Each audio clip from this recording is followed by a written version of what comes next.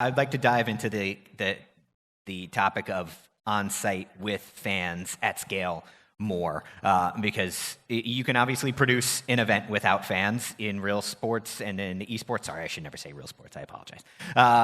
But we learned that in physical sports too, where like ratings, I mean, there's a lot of reasons why ratings may have been down during the COVID times when we were playing sports in front of no fans, but it's a little arguing that a full arena brings a lot of energy to the competition. It gives you other exciting shots to cut to.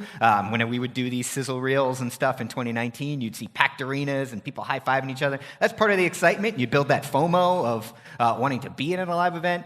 So Amber, maybe I'll start with you because I'm curious how Populous, if in any way, how are you working with your venues to help them prepare for the concept of people coming back en masse, food, drink, screaming, shouting, the whole gamut. How can you help, if in any way, your venues prepare for that dial-up that's hopefully and probably coming in 22? Yeah, I mean, it's a lot of work, and I think a lot of different states have spent the past year and a half on protocols, right? And the COVID protocols that are still going to be in place when you have a full capacity event.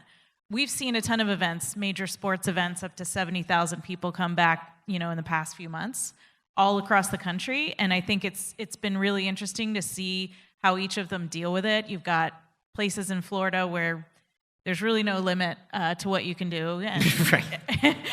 yeah, it's definitely much different than if you're going to go see a Giants game in San Francisco and expect to go out to dinner afterwards and one of your people in your party isn't vaccinated. Right. So I think it's all that stuff, but I think we're going to actually see more attendance at esports events now. I think throughout the pandemic, we've probably picked up a lot more fans than everybody thought. And I think that excitement is going to hit our industry pretty hard, and it's going to be amazing. And I think that's going to be what propels us to the next level. And then, thinking about what you can do to different venues to actually, now I think you have a lot more choices, especially for esports events. Like I was talking about Arlington, they have a capacity of 5,000 dedicated for esports events. But what we're also seeing are larger arenas, hockey arenas specifically, like concert venues in Vegas and other arenas that might seat 4,000, 5,000 people. They spent money over the past 2 years to put in the AV and IT infrastructure to support esports events. So I think we're actually going to see like an opening up of the doors in those venues as well, which maybe, means that we may see less dedicated esports event spaces being constructed over the next couple of years. But okay. I do think there's going to be more opportunity to use cooler venues for these events because now they have the hardware behind the door to actually make them run. Right. Yeah. No, that's great. Ryan, as far as getting fans back in the door, what do you have to do to prepare for that at scale, and how do you think it impacts the broadcast, if at all? Yeah, there's nothing like a live event, and I think that's the great thing. With esports, everything can be virtual. We've started virtual, so yes, you can play a video game from your bedroom. Yes, you could argue that it's actually better to watch it from home. There's a bunch of different feeds that we can put out, but nothing will beat the sound of the crowd. Shout out to all the A1s out there. Crowdcheer.mp3 is cool, and you've done really cool things, but the real thing, there's nothing like that. To all the storytellers out there, again, we've done amazing thing with webcams and the pips, but it's just not the same as from your bedroom. You can't tell the same type of story. There's the emotion's not there. You can't reach up and yell across the, and you can't smell it. Yet. Shout out to the Axe feature from Riot earlier. But it's about making people comfortable, about making people safe. So we have, it is all of our responsibility as we come back. Again, the headlines have to be, this is something you should attend. It can't be about something that went wrong. It can't be about uncertainty, and it's going to be different in each location. Florida event's going to be a little different than this one, so you have to cater to your audience, your local audience there too. Sure. Heather, this is right in your wheelhouse, overseeing business ops. When you think about the excitement of legit packed house again, what excites you about that, but also what stresses you out about it? So I'm going to tell you what terrifies me first. So let's start there. Because as you look at this, there's a handful of things. Anybody that's done live production knows that pre-production and planning is key to the success because something will inevitably go wrong. It always does. So it's about planning and contingency planning. Now add COVID protocol, security, supply chain issues, safety, costs associated to it, ticket sales, higher expectations for what is actually going to occur. And all of a sudden you've got yourself thinking about, holy shit, it was hard when we did it in a normal circumstance. How hard is it going to be this time? And timing for it is you can't predict timing now. So you better have contingency A, B, C, and D for anything that could potentially go wrong. So like I said, we're up to our eyeballs in pre-production for Anaheim. We can't find computers.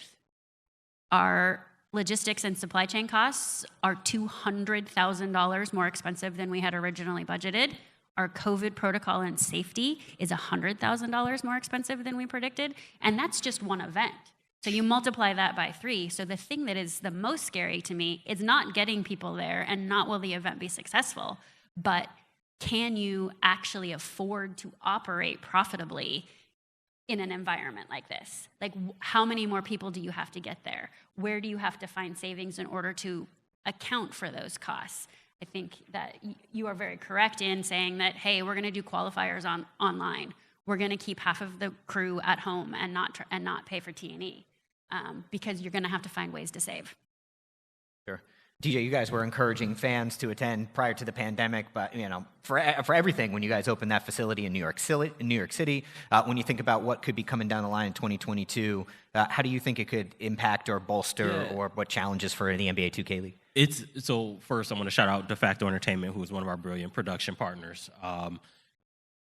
It's funny with esports because if you watch our stream, you're going to watch, in my opinion, one of the best esports streams in the world. I'm not biased.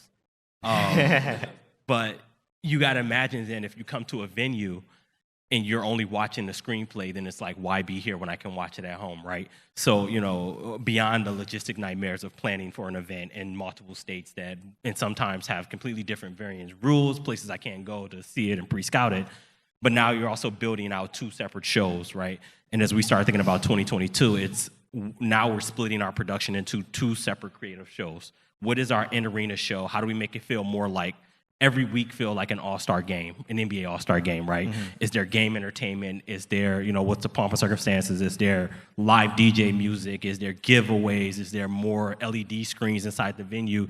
More digital media, digital white space, I like to call it, digital whiteboards, where we can put more videos, media, social media opportunities.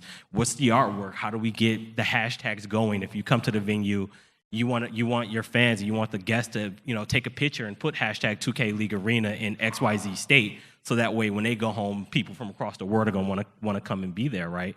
And it's also, how do I market my home venue? As you mentioned, we were in New York City for 2 years running, but how do we market now that destination across 52 states? How do we get people to fly in if they're coming to New York City or LA or wherever we end up?